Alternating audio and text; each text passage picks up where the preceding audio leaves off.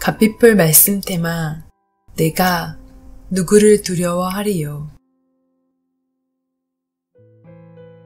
나를 북한의 손에서 건져내려고 많은 나라와 단체들이 크게 애썼음을 나중에 알게 되었다. 면회 온 캐나다 외교부 사람들이 2명의 수상이 바뀌는 동안 나름대로 국정의 최우선 과제로 삼고 외교적인 노력을 많이 했다고 전했다. 미국과 한국 정부도 반기문 전 유엔 사무총장과 이휘호 여사도 많이 애썼다고 전해 들었다. 그리고 북한의 높은 관리들과 해외 동포들도 애를 많이 썼다. 그러나 2년 반 동안 누구도 나를 돕지 못했다. 아니, 하나님께서 돕지 못하게 막으셨다고 하는 것이 더 맞을 것 같다. 주님의 손이 나를 구해주셨음을 모든 사람이 알도록 그렇게 하신 것 같다. 2017년 8월 9일 아침이 바로 주님의 시간이었다. 그때는 북한과 미국의 관계가 세계대전이라도 일어날 것 같은 일촉즉발의 상황이었다.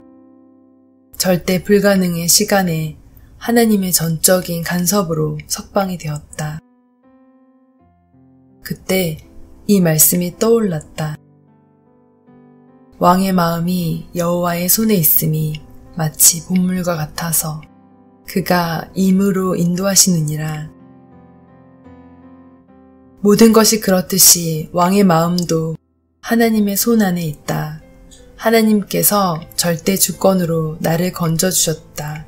이것은 하나님이 친히 행하신 기적이었다.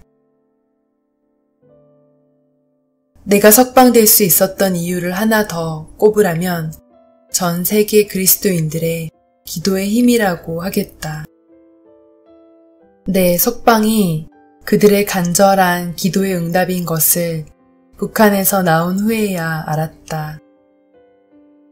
그렇게 많은 사람들이 나를 위해 기도한다는 건 미처 생각하지도 못했다. 캐나다의 수천 교회와 미션스쿨 학생들, 미국과 한국의 수만 교회 성도들이 기도해 주셨다.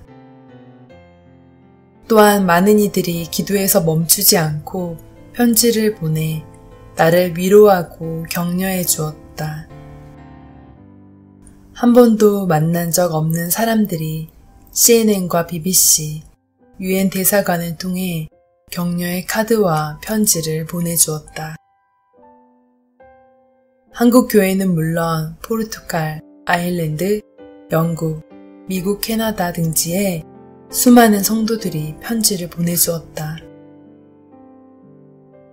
어떤 분은 어미새가 2 날개로 새끼를 품고 있는 사진과 함께 하나님께서 당신을 보호하실 것이라는 메시지를 보내주었다. 심지어 내가 캐나다에 돌아와 보니 수백 통의 편지가 쌓여 있었다. 세상에는 정말 마음이 아름다운 사람들이 많음을 새삼 깨달았다. 그들은 대개 크리스천이었다. 나는 그들과 얼굴을 한 번도 마주한 적 없지만 우리는 그리스도 안에서 형제 자매들이다. 언젠가 천국에 가면 감사의 인사를 전할 것이다. 그들이 보내준 편지가 얼마나 큰 위로와 힘이 되었는지 모른다. 나는 영원히 갚을 길이 없는 사랑의 빚을 졌다. 오직 하나님께서만 온전히 갚아주실 수 있을 것 같다. 나는 편지를 받으면서 많은 것을 느꼈다. 목사님들도 바쁜 가운데 기도하면서 귀한 위로의 편지를 보내주셨다. 이동원 목사님은 추운 겨울날 봄이 오면 이제 봄의 축제에 노래를 부르자는 희망의 메시지가 담긴 편지를 보내주셨다. 김아중 장로님도 소망의 편지를 보내주셨다. 그리고 그 편지의 내용처럼 그리 오래지 않아 나는 석방되었다. 온누리교회 이재훈 목사님의 위로의 편지, 96세 되신 박재훈 원로 목사님의 아들아 빨리 돌아오라 기다리고 있다는 눈물의 편지, 예능교회 조권회 목사님의 사랑에 담긴 장문의 기도 편지, 어머니의 눈물의 편지, 아내와 아들, 동생의 편지도 큰 힘이 되었다. 어린아이들은 그림을 그려서 보내주었다. 어떤 분은 작은 글씨를 잘 읽으라고 널쭉하고 네모난 돋보기를 보내주었는데 그것이 얼마나 유용했는지 모른다. 북한은 전력 사정이 안 좋아서 불빛이 매우 흐리고 정전이 잦았다. 그럴 때 작은 불이 들어오는 돋보기가 큰 도움이 되었다. 많은 분들이 보내준 사랑의 선물이 얼마나 힘이 되었는지 모른다. 너희가 서로 사랑하면 이로써 모든 사람이 너희가 내 제자인 줄 알리라. 요한복음 13장 35절의 말씀이 마음 깊이 새겨지는 시간이었다. 나는 요즘 온 세상을 다니면서 깜짝 놀랄 때가 많다.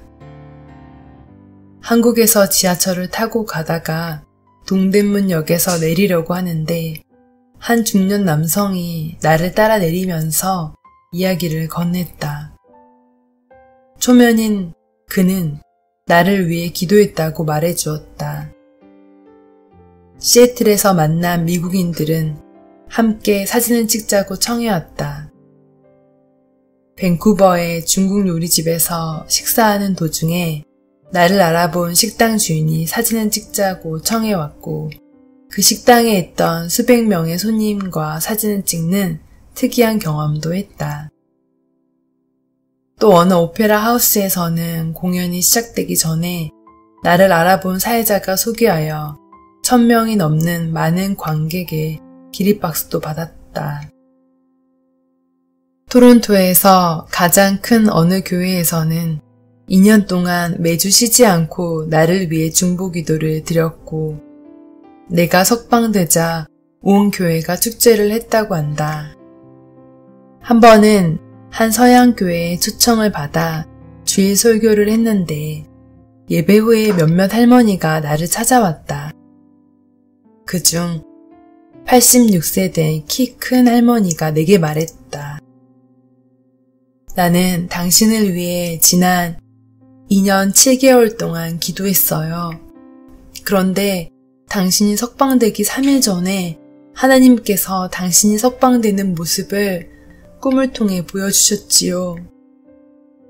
그러면서 눈물을 흘리는 게 아닌가. 정말 꿈만 같은 일이었다. 이런 사람들을 가는 곳마다 만나는 게 너무나 신기하다. 나는 무너진 세상 속에 세워져 가는 하나님 나라의 건설을 볼 수 있었다.